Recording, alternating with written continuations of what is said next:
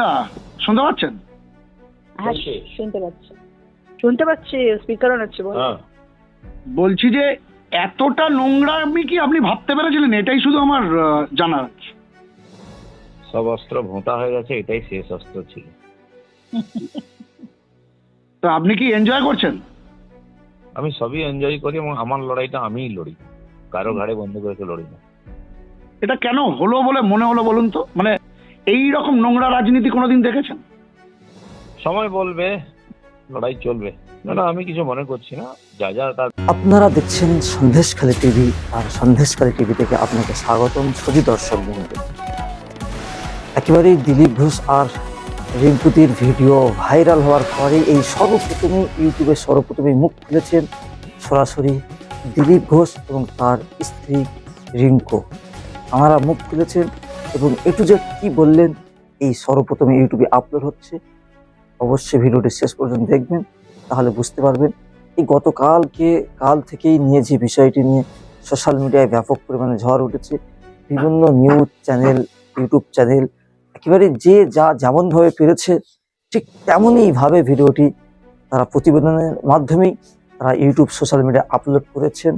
আর বিষয়টি কেউ একটুও ভালোভাবে যে গবেষণা করেননি বা কোনো ভালোভাবে ভেরিফাই না করেই,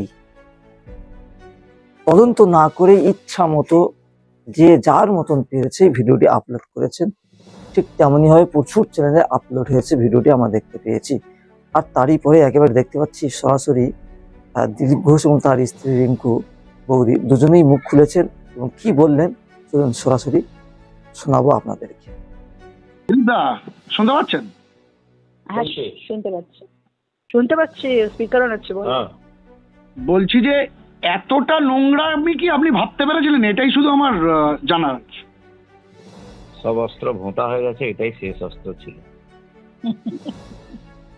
তো আপনি কি এনজয় করছেন? আমি সবই এনজয় করি এবং আমার লড়াইটা আমিই লড়ি, কারো ঘাড়ে বন্দুক রেখে লড়ি না।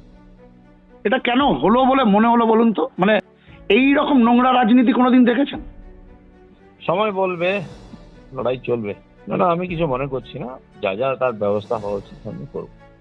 21শে জুলাই, সেটা 21শে জুলাই আর আপনার জনসভা দেখেই কি কারোর পায়ের তলা থেকে মাটি সরে গিয়েছে? অনেক কারণ আছে, ভেতরে বাইরে। তো সেগুলো তো সময় হবে, কিন্তু লড়াই তো আমি করবোই, কারণ আমাকে ব্যক্তিগত অ্যাটাক করা হয়েছে। আমি পার্টি কাউকে ইনভলভ করবো না, একা লড়বো। ব্যক্তিগত লড়াইটা ব্যক্তিগতভাবেই লড়বেন, তাই তো? ঠিক। এটার এই ভিডিওর মানে কি বলবো, ভিডিও তো আপনি ফেক বলছেন, মানে এটা কি তারা করেছে না তাদের মাথার উপর কেউ আছে? দেখুন, এ তো তদন্ত করবে পুলিশ, কারা করেছে কেন করেছে। যা যা আইনি দিক হতে পারে সেটা আমরা ভেবে দেখছি, আর সেইভাবেই এগোবো। আপনি কি পুলিশে অভিযোগ জানাবেন? অবশ্যই।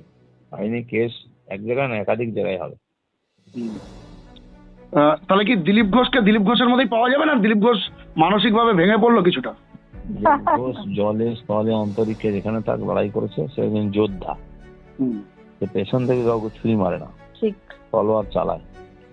আমি লড়বো, বুক চিতিয়ে লড়বো। আর আমি আজকে আসিনি, 40 বছরের বেশি বাড়ি ছেড়ে সমাজের মধ্যে আছি। আমার সম্বন্ধে এখানে এবং যেখানে থেকে যে কোনো মানুষকে জিজ্ঞেস করে নিতে পারেন যে কেউ আঙুল তোলার সুযোগ পেয়েছে কিনা। পয়সা খরচা করলে মাস লিডার হওয়া যায় না। মানুষের হৃদয় থেকে মাস লিডার হয়ে নিজেকে প্রমাণ করতে হয়, আর সেটা উনি অলরেডি প্রমাণ করে দিয়েছেন। দিলীপ দাকে আমি একটা শেষ প্রশ্ন করবো। দিলীপ দা, আপনাকে অনেকে রাম বলে দলে ঢুকে গিয়েছিল, আপনি রাম তারা হনুমান। তা আপনার কি মনে হচ্ছে কোথাও থেকে হনুমানের কোনো দল রামকে বিপদে ফেলার জন্য এখন মেঘনাদের ভূমিকায় মেঘের আড়াল থেকে তীর ছুটছে? তাদের ব্যাপারে বলবো না। রাম কিন্তু সারা জীবন কষ্টই করেছে, কিন্তু রাস্তা থেকে সরেনি। কিন্তু মেঘনাথদের উদ্দেশ্যে কি বার্তা থাকবে আপনি শেষ বলে দিন এটা আমাকে। অন্তিম পরিণতি কি হয়েছিল সবাই জানে। ধন্যবাদ দিলীপ দা, ধন্যবাদ। এই ছবিটার ভিত্তি কতটা? এই যে একটা ভিডিও ভাইরাল হচ্ছে, অত্যন্ত নিম্নমানের একটি ভিডিও।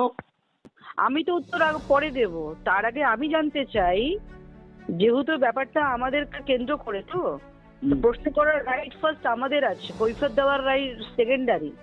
প্রাইমারি আমাদের প্রশ্ন হচ্ছে কাদের পলিটিক্যাল রিভেঞ্জ নেওয়ার লেভেলটা এত নিচে অব্দি নেমে গেছে যে একটা মানুষকে যখন কোনোভাবে কাউন্টার করতে পারছে না, পলিটিক্যালি যখন তার জনপ্রিয়তাকে নষ্ট করতে পারছে না, এই সে টিএমসিতে চলে যাবে, এই যে বলে মানুষকে পাবলিককে কনফিউজ করে দিল এতদিন ধরে, সেটা কি প্রমাণ হলো আদেও? আমাকে কত কে বলছে, আবার কেউ বলছে আমাকে কোন পন্থী আমাকে ওনার সঙ্গে বিয়ে করার জন্য পাঠিয়েছে, কেউ বলছে আমাকে টিএমসি থেকে পাঠিয়েছে দিলীপ ঘোষকে বিয়ে করার জন্য। আমরা তো জানি এগুলো পুরো ফেক ঘটনা, আমরা জানি আমরা পার্সোনালি কানেক্টেড হয়েছি বা যাই হোক, সেটা সেকেন্ডারি। এখন বিষয় হচ্ছে ব্যক্তি স্বাধীনতা গণতান্ত্রিক অধিকারের মধ্যে কি কি পড়ে? বাক স্বাধীনতা, ব্যক্তি স্বাধীনতা, চলাফেরার স্বাধীনতা।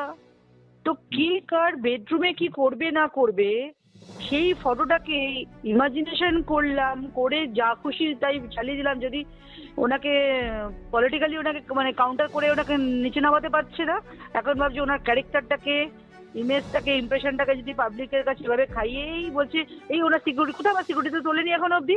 এই সমস্ত যারা এই পন্থী সেই পন্থী পয়সা খাইয়ে ইউটিউবাররা, তারপরে তারাই পয়সা দিয়ে বলছে তোমরা এই লিখতে থাকো, গল্প খাওয়াতে থাকো। দিলীপ ঘোষের সিকিউরিটি এদের কথা মতন তুলে নেবে নাকি? আরএসএস এর ইমেজ ইমপ্রেশন নষ্ট করছে, বিজেপির ইমপ্রেশন নষ্ট করছে, এটাকে তাড়ানো হোক। এগুলো তো বোঝাই যাচ্ছে কাদের কিসের জন্য করছে। হ্যাঁ, এরা গল্প কোথায় পাচ্ছে সিকিউরিটি তুলে নেবে? নেকি সিকিউরিটি তুলে? দিলীপ ঘোষ 63 ইয়ার্স এজ, তার পলিটিক্যালি তো 3 বছর ধরে সে এমনি বনবাসে সাইডে হয়ে রয়েছে। তাতে কি এমন রাজ্যের বিজেপির গ্রোথ হয়ে গেছে? বিজেপি তো উনি মানে সরে আসা, ওটাকে সাইড করার পর ডিগ্রোতেই আছে। উনি যদি এখন 26-এর অ্যাসেম্বলি ইলেকশনে যদি উনি কন্টেস্ট না করে, ফ্রন্ট লাইনে না থাকে, তাতে কি যায় আসবে? ওনার কিচ্ছু নেই, ওনার যা দেওয়ার উনি আউটপুট দিয়ে দিয়েছে। 60 ইয়ার্স হয়ে গেলে মানুষ এমনি রিটায়ারমেন্ট, লেজার টাইম, উনি তো লেজার টাইম কাটাবেন বলেই তো বিয়েটা করলেন। উনি যাতে সামান্য পেনশন পান, পেনশনে ওনার চলে, পেনশনও বন্ধ করে দিলেও কিচ্ছু যায় আসবে, উনি সিম্পল লাইফ আমাদের চলে যাবে। আর উনি যে সিটিং এমপি, 2 লাখ টাকা থেকে বড় কথা ওনার রেসপেক্ট নষ্ট করে দিল, তো কারা করালো? তো সুতরাং অনেকে অনেক কিছুই করতে পারে। এটার নাম ভারতবর্ষ, এটার নাম পশ্চিমবঙ্গ, ঠিক আছে? এখানে চাইলে পরে, এখানে বিবেকানন্দের জির সঙ্গেও তাই হয়েছিল, প্লাস আমাদের শ্যামাপ্রসাদ মুখোপাধ্যায়কেও কোনো রেসপেক্ট করা হয়নি, নেতাজি সুভাষচন্দ্রের সাথেও তাই করা হয়েছিল, লাল বাহাদুর শাস্ত্রীর সাথেও অনেক কিছু হয়েছিল। আমি এসব বলতে গেলে অনেক কথা। সুতরাং এটা হচ্ছে পার্ট অফ পলিটিক্সের একটা গেম। না, পলিটিক্স মানে তার মধ্যে ডিপ্লোমেসি থাকবে, তার মধ্যে কূটনীতি থাকবে, ঠিক আছে? আপনার কি কোথাও থেকে মনে হচ্ছে দিলীপ বাবু 21শে জুলাই খড়গপুরে যে জনসুনামি দেখা গিয়েছিল, সেই জায়গা থেকে কেউ আতঙ্কিত হয়ে পড়ে তারাই নিজেদের জমি হারাবে বলে এরকম একটা চক্রান্ত করছে? হ্যাঁ, বোঝাই তো যাচ্ছে। যারা সবাই মিলে ওনাকে পাঠিয়ে দিয়েছিল টিএমসিতে জয়েন করছে, কেন ওনার মতন মানুষকে, কেন উনি কেন টিএমসিতে জয়েন করতে যাবেন? উনি দরকার হলে বিজেপি করবেন না, আরএসএস করবেন না, উনি মানুষজন নিয়ে চলতে ভালোবাসেন, উনি টেল টু দ্য এন্ড উনি এটাই করে যাবেন, জনমানুষের সঙ্গেই থাকবেন। সেটা কোনো হিন্দুত্ববাদী নিয়ে হোক, কোনো সোশ্যাল মানে সামাজিক কাজকর্মের মধ্যে দিয়ে উনি থাকতেন, কি হতো? উনি বিজেপি, তার জন্য ওকে কেন টিএমসিতে জয়েন করতে হবে? আমার তো প্রশ্নটা শুনলেই মাথা গরম হয়ে যেত। যে একটা সঙ্গ করা মানুষ, সঙ্গের মানুষের ট্যাগলাইনই হচ্ছে নো ডিমান্ড নো কমপ্লেন। এনারা কমপ্লেনও করতে পারে না, আর এনাদের কোনো চাহিদাও থাকে না। তো সেই মানুষ কেন টিএমসিতে জয়েন করতে যাবে? টিএমসি ছাড়া কি টাইম পাস করার জন্য কোনো কিছু নেই? টাইম পাস করার জন্য তো বিয়েটা উনি করলেনই, তো ওনাকে সরানোর জন্য এত ডার্টি পলিটিক্স কেন আপনাতে হবে? কোথাও থেকে কি মনে হচ্ছে দিলীপ বাবু 26-এর বৈতরণী কিভাবে কতটা কি হবে আমি তো কি বলবো, আমি বলতে চাইছি না, এগুলো ওপেন সিক্রেট, মানুষও বুঝতে পারছে। আর যারা দিলীপ ঘোষকে খারাপ জানবে তাদের কাছে কোনোভাবে ভালো হওয়া যাবেও না। আর আমরা কাকে ক্লারিফিকেশন দিতে যাব? সময় উনি যেরকম উত্তরটা দিয়ে দিয়েছে অনেকদিন ধরে সহ্য করে করে 21শে জুলাই, ঠিক এইটারও আমরা মানহানি কেস করব, ঠিক আছে? আমরা এর মানহানি, এর ফরেন্সিক সবকিছু করবো, এর শেষ দেখতে চাই। কোথাও থেকে কি মনে হচ্ছে এখন আমরা বিন্দাস আছি, আমরা মজা নিচ্ছি যে আমাদের যারা শত্রু আছে তারা কত কি করতে পারে।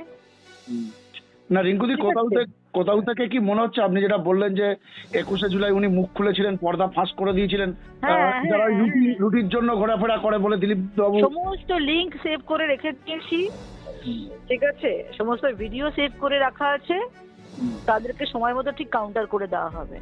ওদের বাবারাও ওদেরকে কি করতে পারে তখন দেখবো। বুঝতে পেরেছি, ঠিক আছে? বুঝতে পেরেছি। বাবা বলতে কাকে বোঝাতে চাইছেন আপনি? কাকে বলে দাও, যাদেরকে বলছি তারা ঠিক বুঝে যাবে।